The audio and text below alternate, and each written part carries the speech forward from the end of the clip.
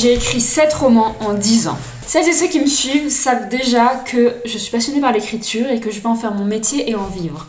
Et cette passion, elle est née quand j'avais 12 ans. Dans mon adolescence, j'ai commencé beaucoup de romans, mais j'ai jamais dépassé le 4e chapitre parce que je me lassais très très vite. En fait, j'écrivais que pour me distraire. En première, grâce à une prof hors pair, j'ai enfin compris pourquoi les écrivains écrivaient. Et j'ai décidé que pour chaque projet que j'entamerais, il me faudrait une motivation vraiment puissante qui dépasse juste mes personnages ou l'intrigue. J'ai donc commencé à intégrer des valeurs qui m'étaient chères dans mon écriture, à essayer de transmettre des messages, et je me suis demandé qu'est-ce que mes romans apportent à la société concrètement. À 16 ans, j'ai écrit mon premier roman, Félix et l'Odette, que je voyais comme une dystopie, mais en fait en y réfléchissant, c'était plutôt une romance, ce qui est absurde parce que je n'aime pas les romances, donc je pense que c'est pour ça qu'il n'est pas très bon non plus. Je le publierai peut-être un jour, mais il faudrait que je le retravaille beaucoup. Par la suite, j'ai écrit Le Gardien, que vous pouvez retrouver sur Amazon au format broché numérique. Premier roman que j'ai auto-édité et deuxième roman que j'ai écrit dans ma vie. C'est l'histoire d'un jeune homme qui pense être le dernier homme sur Terre et qui protège coûte que coûte des livres que personne ne lira plus jamais.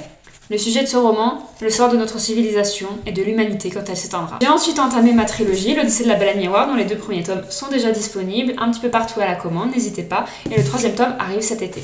C'est une épopée sur l'écologie, sur la renaissance de l'humanité après son extinction, à mi-chemin entre récits d'aventure, contes et mythes. Mon but là, c'était d'écrire quelque chose qui rappelle les films de Miyazaki comme Le Château dans le ciel, Princesse Mononoke, Nausicaa de la vallée du vent, pour n'en citer que quelques-uns.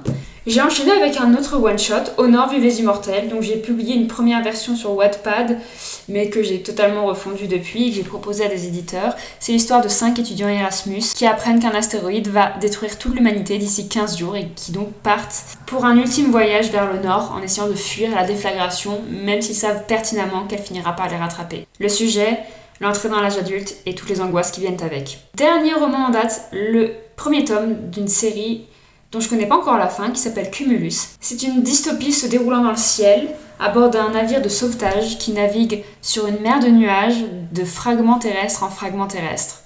C'est très inspiré de la série Skyland, si vous connaissez. Je suis en phase de réécriture, donc pas grand chose à vous montrer pour tout de suite, mais j'espère que ça va vite arriver. Mon prochain projet, une fiction sur la place des artistes dans un monde inondé par l'intelligence artificielle. Et ce projet, vous allez en faire partie.